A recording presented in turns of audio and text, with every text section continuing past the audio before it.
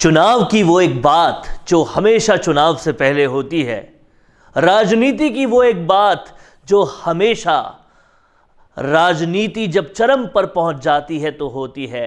वो होता है बड़े बड़े वादे और बड़े बड़े दावे। काम चाहे धरातल पर कुछ भी हुआ हो, धरातल पर चाहे कितनी भी जनता पीड़ित हो, लेकिन नारे होंगे बड़े बड़े, वादे होंगे उससे भी बड़े। और वैसा ही कुछ हो रहा है राजस्थान में भी। बिगुल बज चुका है चुनाव का और ऐसे में बहुत सारे वादे, बहुत सारे दावे, बड़े बड़े नारे और बड़ी बड़ी बातें हो रही है। और ऐसी ही एक बड़ी बात है मिशन 156। अब देखना होगा कि मोदी जी का 56 इंच का सीना जीतता है या फिर मुख्यमंत्री गहलोत का मिशन 156।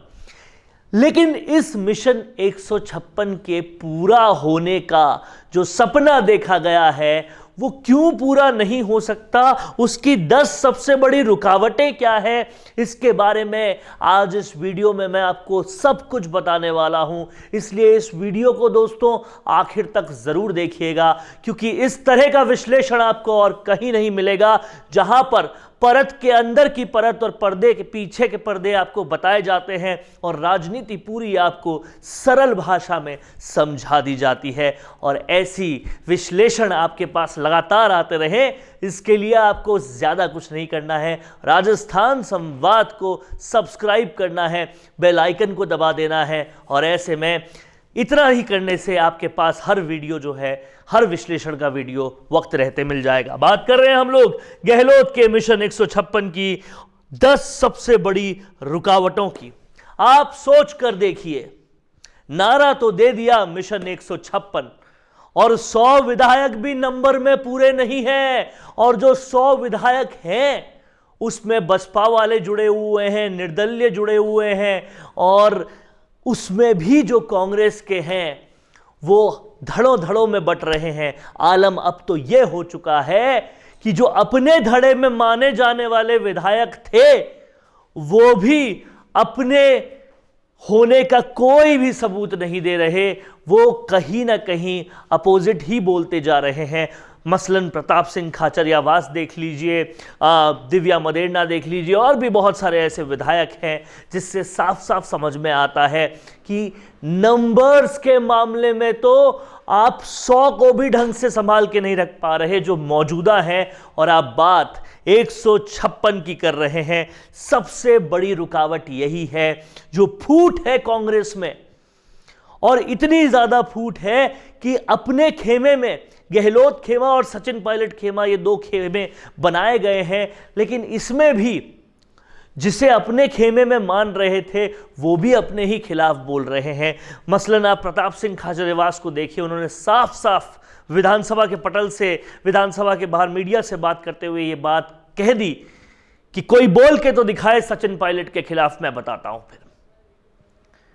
यही नहीं, आप हेमाराम चौधरी को देखिए, उन्होंने साफ साफ क्या कहा, उन्होंने साफ साफ कह दिया कि इंदिरा गांधी और मोदी जी में ही दम है निर्णय लेने का, हमारी पार्टी तो निर्णय ले ही नहीं सकती, अगर ले लेती तो चीफ मिनिस्टर बदल देती। ये मौजूदा मंत्री हैं सरकार में।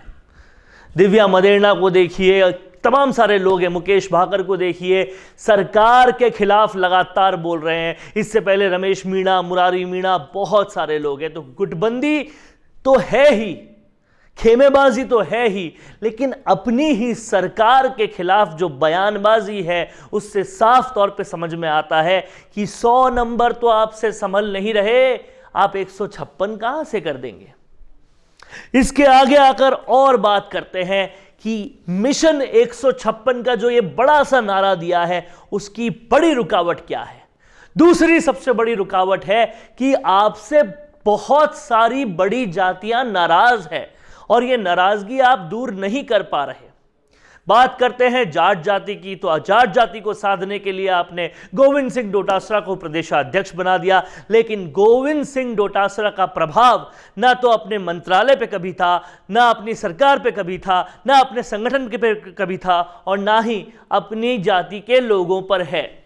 ये साफ तौर पे समझ में आता है। अभी जो जाट महासभा हुई उसको आप देख लीजिए, हनुमान बेनीवाल नहीं आए तो हर कोई कह रहा है कि वो फीकी रह गई, सबसे बड़ा नेता हर कोई हनुमान बेनीवाल को मानता है। ऐसे में कहां और क्या कुबत है गोविंद सिंह डोटासरा की, ये साफ तौर पे समझ में आता है।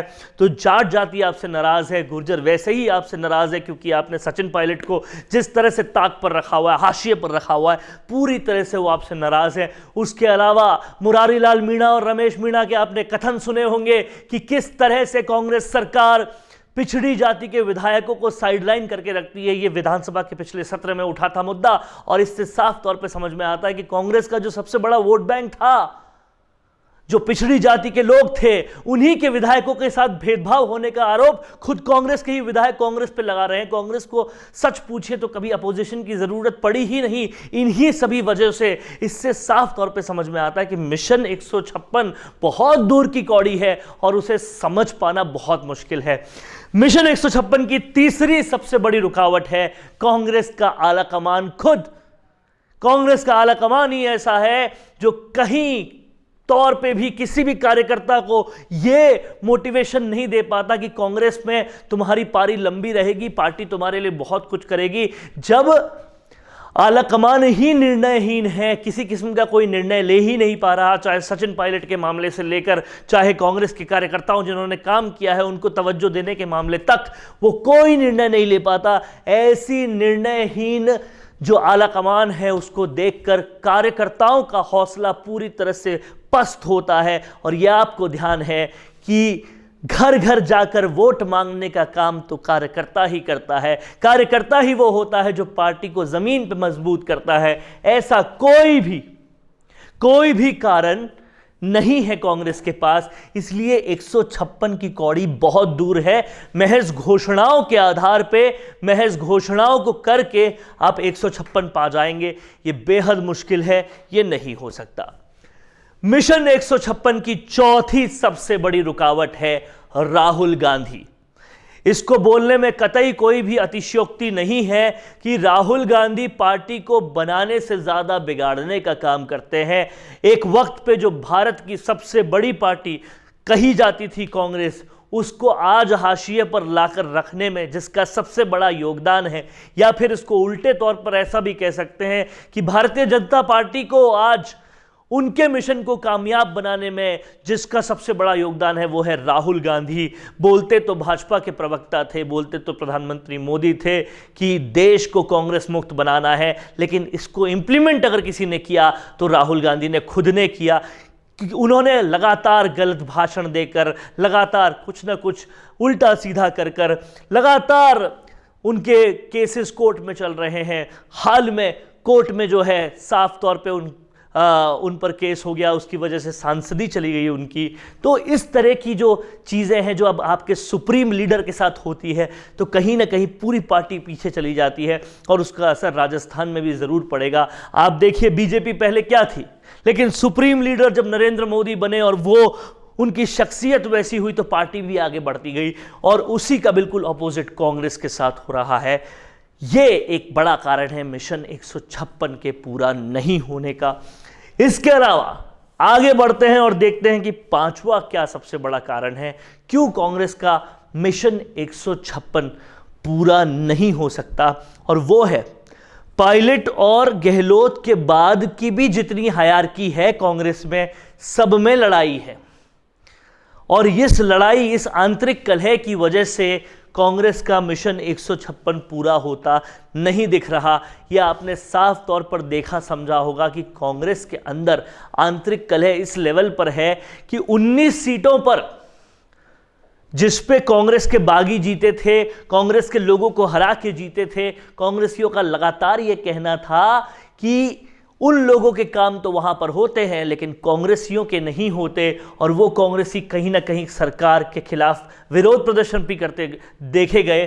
तो ऐसे में हर जगह कांग्रेसियों के अंदर ही इतनी लड़ाई है, हर हायरार्की पे इतनी लड़ाई है। आप देखिए जयपुर आप आएंगे तो देखेंगे मंत्री प्रताप सिंह खाचरियावास और प्रताप सिंह खाचरियावास और अर्चना शर्मा, जो कि बहुत ही क्लोज कंपटीशन में मालवीय नगर से हार गई और कांग्रेस की जो है मीडिया चेयरपर्सन रही, उन दोनों के बीच में कभी नहीं बनती। ज्योति खंडेलवाल और अर्चना शर्मा के बीच में नहीं बनती। हर हायरार्की में लड़ाई है, इतनी लड़ाई है कि एक दूसरे का चेहरा देखना पसंद नहीं करते। ऐसे में एक जाजम पे तो आ ही नहीं रहे आप लोग। और छठा यही कारण है कि आपकी लड़ाई आंतरिक तौर पे तो है, पर बाहर भी आप उसको पूरा दिखाते हैं। पायलट और गहलोत किसी भी प्रोग्राम में एक स्टेज पे नहीं देखे जा रहे।